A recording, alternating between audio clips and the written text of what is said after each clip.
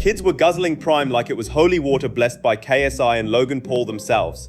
But now in 2025, you can't pay someone to take a sip. We're talking 92% revenue drops, $77 million worth of lawsuits. It's literally sat on clearance in every single store. And I mean, are you surprised? The amount of dangerous chemicals in Prime look like something straight out of Chernobyl. Yeah, they're going bankrupt. So how did Prime go from being one of the most in-demand drinks ever, sold out in seconds every time it was restocked, looking like a billion-dollar company, to being on clearance with no hype, and in multiple lawsuits worth hundreds of millions? Let's get into it. So 2022 hits, and the influencer economy is foaming at the mouth. Logan Paul and KSI, two dudes who turned drama into millions, team up to sell an AliExpress version of Gatorade. Bright bottles, loud fonts, colors that looks like straight out of Fortnite. They nailed the packaging so hard that the bottle is basically a YouTube thumbnail that you can drink.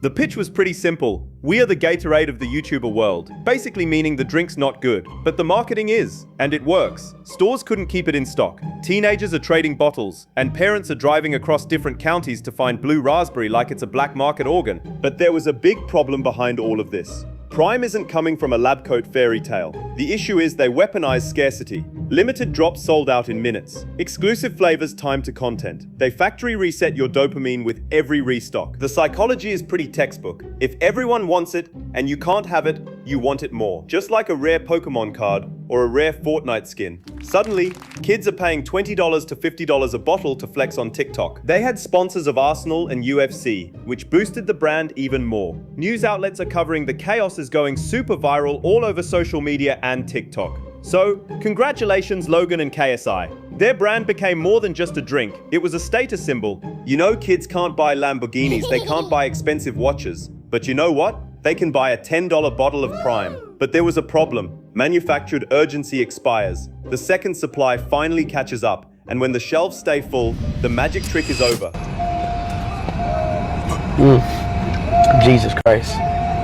Ooh, I don't even know how we still shipping for 2 hours, bro. I don't know how we're doing this. Made it work. We made it work though, chat, I'm gonna be honest. But then came Prime Energy. Same loud look, new black stripe, 200 milligrams of caffeine per can. For adults, sure, but the issue was the branding screams Saturday morning cartoon.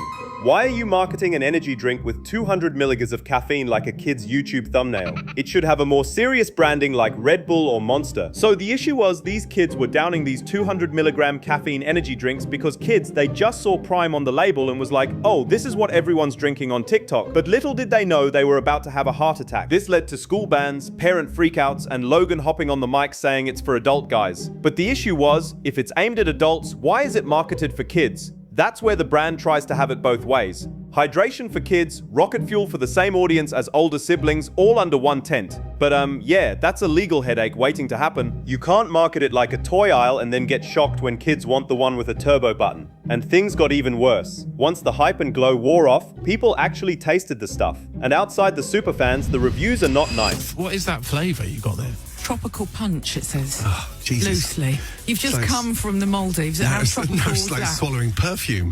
What is that? A cotton candy cough syrup tastes like fake Gatorade. Yeah, you get the idea. And then the worst part is the lawsuits started stacking like Jenga. Class actions allege everything from forever chemicals in certain flavors to deceptive marketing claims about purity and safety. Another suit centers a 14-year-old of heart palpitations after allegedly downing 2 cans of the energy line. Attorneys general start sniffing around. Politicians send letters to regulators saying basically, these cans look like Gatorade, but it hit like a double espresso. This morning, New York Senator Chuck Schumer is calling on the FDA to investigate the energy drink Prime, which he says is being marketed to children and contains the caffeine equivalent of 6 cans of Coca-Cola. And if the sales collapse wasn't enough, Prime's also being chased by a small army of lawyers, and they're not playing.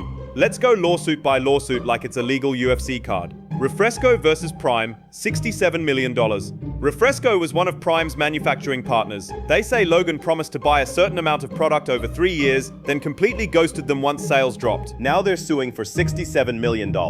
That's more than Prime's entire 2024 revenue. And then we've got Agrana versus Prime for $13 million. This one's juicy.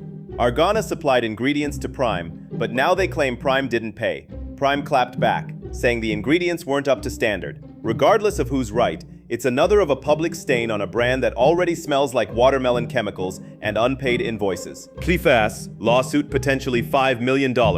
Prime's grape flavor allegedly contains PFAS, forever chemicals that the EPA limits in drinking water. The plaintiffs say Prime Energy is basically serving up toxic juice to kids, and Prime response, nuh-uh. This case is still active though, so we'll see. High caffeine class action, $5 to $10 million. Prime Energy has 200 milliliters of caffeine per can, but lawsuits say some cans may actually contain more. And the branding is so similar to Prime Hydration that kids might think it's the same drink. So now Prime's being accused of deceptively marketing a hyper-caffeinated drink to literal children.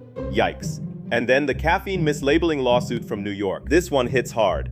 A class action lawsuit claims Prime intentionally understated caffeine content on its labels. Allegedly, it wasn't 200 milligrams, it was more. And when your main buyers are middle schoolers with Fortnite brain, that's a health lawsuit waiting to happen. And in the final Olympics lawsuit, which has already been settled between 1 to 3 million. So remember the limited edition Kevin Durant Team USA Prime bottles. Yeah, turns out Logan and KSI didn't get permission from the US Olympic Committee to use that branding. They got sued, it was settled quietly, and based on Logan's silence, we're guessing they lost. So let's do some quick maths. Refresco lawsuit $67 million. Arana, $13 million. The PFSA and the caffeine lawsuits at least $10 million. And then the Olympic lawsuit. Let's say what? $2 million. That's $92 million in legal smoke. Prime, the drink created by Logan Paul and KSI, was once a symbol of instant success. But behind the hype came total chaos. The company faced over $90 million in lawsuits, from unpaid bills and PFAS toxic chemicals to misleading caffeine labels. Kids were the main target, while the packaging falsely looked safe. Add in an Olympic licensing violation, and Prime's reputation completely collapsed. Once a giant, its 2024 net profit dropped to just $430,000, nowhere near enough to cover losses. Now Prime stands as a harsh reminder that hype can be bought, but trust cannot.